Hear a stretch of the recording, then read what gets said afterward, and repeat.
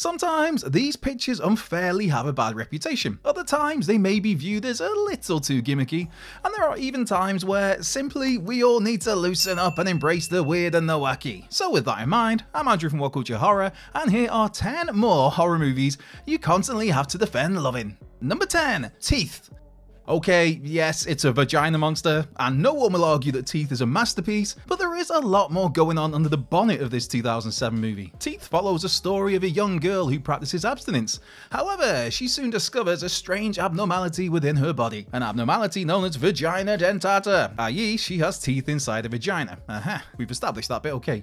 This wild concept lends itself to dark humour, playing with the strange subject joyfully. But there's also a deep sense of severity to this film.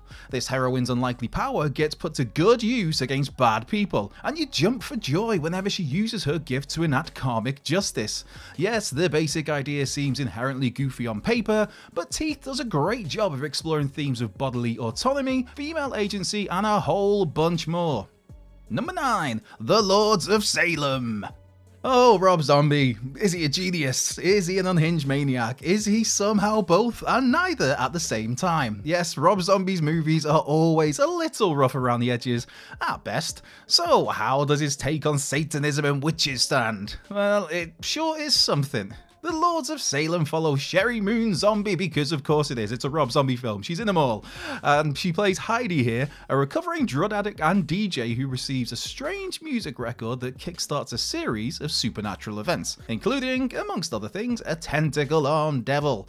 Yes, The Lords of Salem is a smidge bizarre, full of crazy imagery, surrealism, and lacking some cohesiveness, but it's a film with identity and is anything but a generic paint-by-numbers picture. No one will die on a hill claiming The Lords of Salem is a technical marvel. However, there are plenty who will fight to tell you it's worth watching, despite the wackiness, and they'd be right. Number 8. House 2: The Second Story. Truthfully, nobody particularly demanded a sequel to the 1985 House, but we got one anyway. Well, technically, we actually got 3 eventually. The creatively titled House 2: The Second Story follows 2 fellas who accidentally revive their ancestor after visiting a family mansion. From there, they join forces to visit an array of historical periods through time portals dotted throughout the house. Yeah, to say House 2 veers more towards comedy than its predecessor, that would be absolutely correct. But anyone who dumps on House 2 clearly isn't any fun at house parties. There's just so much joy and irreverence in this goofy as all hell comedy horror, making it impossible not to have a good time with this film. Now, some might argue that House 2's family-friendly tone and reliance on cuteness massively detracts from the horror, and while that is somewhat true, there's nothing wrong with enjoying a light-hearted romp with some scares packed in, right? Plus, it has a caterpillar puppy in it. Yes, a catter puppy, I guess we could call it. How can you not love that? Number 7. Seed of Chucky.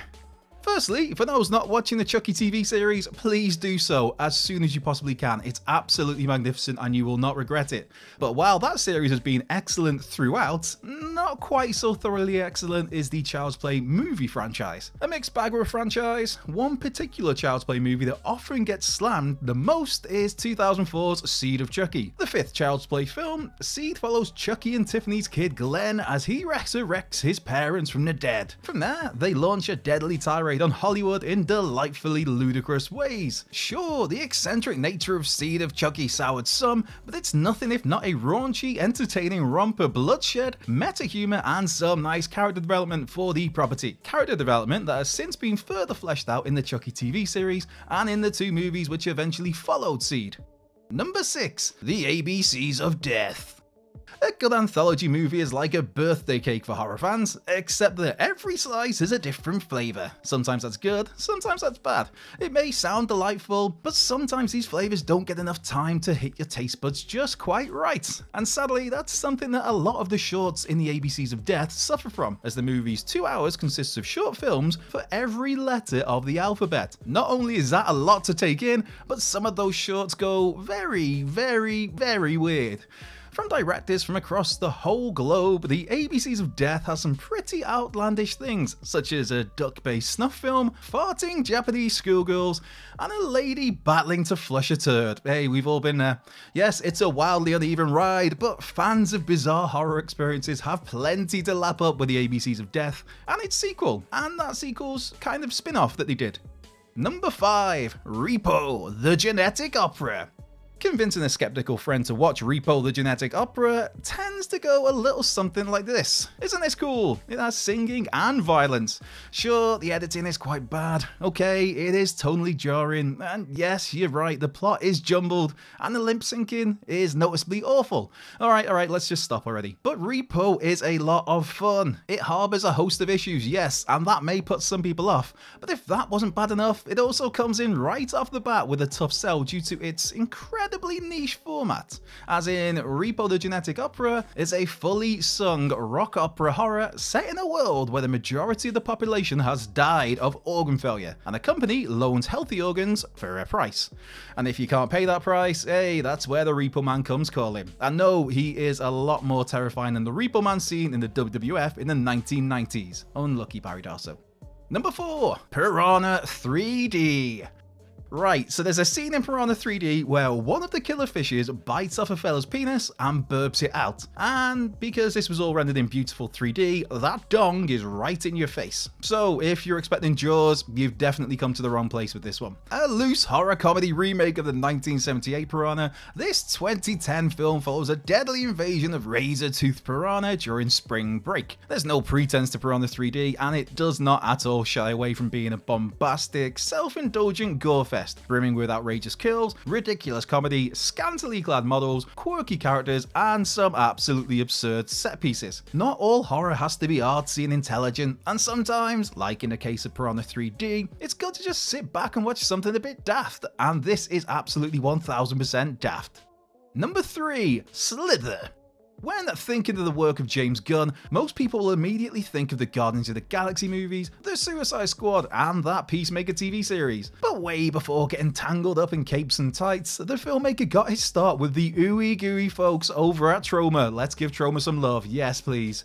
As such, it's no surprise that 2006 saw James Gunn deliver the grotesque Slither, a film which finds a slew of parasitic aliens invading a small town. These slug-like beasts convert humans into monsters, or breeders as they're known as well, and it's a sort of stuff for which you'll need a sick bag, for reals. Slither pushes the envelope, relying on grossness from the offset, which often leads people to think that disgusting, over-the-top imagery is all this film has to offer. However, while Slither does indeed have all of that stuff, it's also a compelling alien invasion story with great sequences, fun characters, and an infectious sense of fun. Seriously, make sure to check it out, just probably not when you're about to eat. Number 2. The Thing. Yes, hear me out here. A prequel to John Carpenter's iconic 1982 movie, the 2011 Thing was always going to be up against it. Telling the tale of an earlier group of scientists who encountered the parasitic alien in an Antarctic research center, the film was slammed for how it replaced the iconic practical effects of Carpenter's movie, and replaced them with some, admittedly rough CGI. Now, while the 2011 picture clearly does not live up to John Carpenter's film, is it really that bad? Of course, it's far from perfect, but there's a lot to like about this prequel. The body horror here is still incredibly creative and sinister, and there are moments of genuine terror amongst the Thing's chilling atmosphere. Chilling, see? Pun, there's a pun in there. It takes place with lots of snow and ice. Yes, the Thing was doomed from the get-go, but it's nowhere near as bad as some would lead you to believe. Number 1. Jason X. Space, the cosmic unknown, the final frontier, the birthplace of the stars, and most importantly, the last lifeline for dying horror franchises. If in desperate need of adding some stakes back to a franchise, often the answer has been to send the action to space, as was the case with Jason X. But come on, if you can't have fun with this knowing, winking movie, then you need to stop taking yourself so seriously. Jason X sends Jason Voorhees to the 25th century and has him slicing and dicing his way through a spaceship crew in a gloriously ludicrous sci-fi slasher. There's outrageous kills, there's B-movie goodness, and the film very much has its tongue firmly in its cheek as it is in on the joke. Much like I'll forever defend Jason Takes Manhattan, Jason X is another Friday the 13th movie that totally doesn't deserve the hate. Plus, both of those films are way better than Friday the 13th Part 7, The New Blood. Now that was a stinker.